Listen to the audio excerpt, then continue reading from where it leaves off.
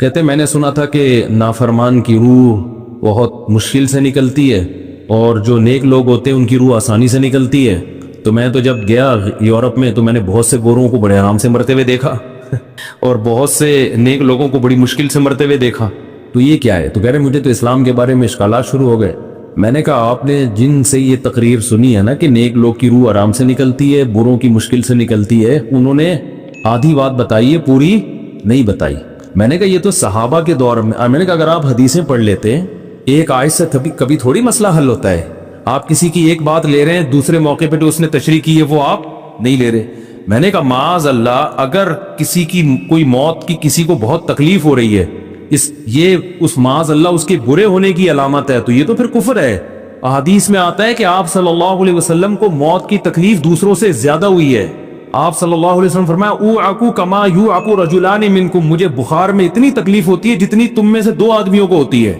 آپ پر جب بیماری آتی تھی نا، آپ کو تکلیف دوسروں سے زیادہ ہوتی تھی۔ اور امی عائشہ رضی اللہ تعالی عنہا فرماتی ہیں کہ نبی صلی اللہ علیہ وسلم کا سر مبارک میری گود میں تھا جب آپ کی روح نکلی ہے، اور آپ کی جو میں نے موت کی تکلیف دیکھی ہے، جس شدت میں آپ جس تکلیف میں تھے، اس کے بعد مجھے کسی کی موت کی جو آسانی سے کوئی دنیا سے گیا ہو نا، اس کے مرنے پر مجھے کبھی رشک نہیں آیا۔ رشک کا کیا مطلب؟ کہ بھئی یہ اتنی آسانی سے چلا گیا تو اس کا مطلب یہ زیادہ اچھا تھا، اور معاذ اللہ آپ صلی اللہ علیہ وسلم کے اعمال کم تھے، تو یہ تو ممکن نہیں ہے نا۔ کہتے ہیں مجھے کبھی کسی پہ رشک نہیں آیا کہ آرام سے مر گیا تو بہت نیک ہوگا۔ ٹھیک ہے نا، بہت مشکل ہے سمجھانا۔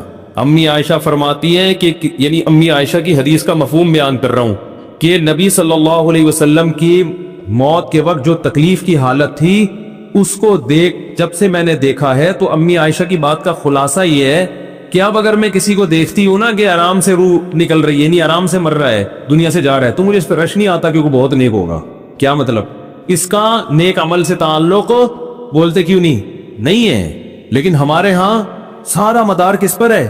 مرنے کے بعد شکل کیسی ہے اس کی؟ آڑا ترشا ہو گیا تو جہنم میں جا رہا ہے اس کا مطلب۔ اور اگر مرا ہوا ہے، دانت کھلے میں، ایسے لگ رہا ہے مسکرا رہا ہے، سیدھا کہاں جا رہا ہے؟ او بھائی، اگر خدا نخواستہ کوئی لکوے کا مریض تھا، کوئی فالج کا مریض تھا، وہ تو مرے گا تو اس کا تو بیچارے کا ہوگا، تھوڑا سا چہرہ بھی ٹیڑھا ہو سکتا ہے، کچھ بھی ہو سکتا ہے، نیک لوگوں کا بھی ہو سکتا ہے۔ تو مدار کس پر ہے؟ اعمال پر۔ اور نیک لوگوں کو بعض دفعہ موت کے وقت ڈبل تکلیف دی جاتی ہے۔ ایک تو اس لیے دی جاتی ہے، یا تو اس لیے کہ کوئی گناہ ان کا باقی رہ گیا ہوتا ہے۔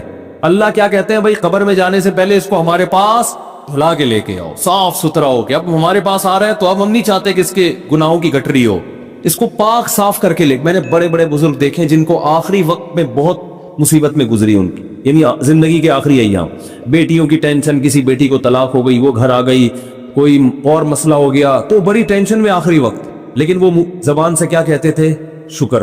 کیا شاید اللہ تعالی ہمارے گناہوں کو معاف کرنا چاہتا۔ اولاد کی حدیث میں آتا ہے کہ انسان کو اس کی گھر والی کی طرف سے، اس کی اولاد کی طرف سے، اس کے جسم کی طرف سے تکلیفیں پہنچتی رہتی ہیں اور اس کے گناہ معاف ہوتے رہتے ہیں، حتی لقی اللہ طاہرا مطہرا، جب اللہ کے پاس آتا ہے نیٹ کلین، بالکل گناہوں سے پاک صاف ہو گیا۔ لیکن یہ تکلیف ہوتی جس میں صبر کی توفیق بھی ملتی ہے، کیونکہ اللہ دے رہا ہے نا تکلیف، اور اللہ سزا کے طور پہ نہیں بلکہ کفارے کے طور پہ، تاکہ ہمارے پاس آئے تو صاف ستھرا ہو گئے۔ تو اس تکلیف میں پھر صبر کی توفیق، اس لیے علماء کہتے ہیں جس تکلیف میں صبر کی توفیق مل رہی ہے، سمجھ لو یہ رحمت ہے۔ یہ کیا ہے؟ رحمت۔ یہ اللہ آپ کو بنانا چاہ رہا ہے کچھ۔ اب لوگ کہتے ہیں یہ والی تکلیف کیوں، وہ والی کیوں نہیں آئی، یہ تو بہت زیادہ ہو گئی۔ تو بھئی اللہ سے کوئی نہیں لڑ سکتا، وہ جو دے رہا ہے وہ اس پہ صبر کرو۔ اسی کو کہتے ہیں تقدیر پر رضا، جو اللہ نے مقدر کیا ہے اب اس پہ کیا ہے؟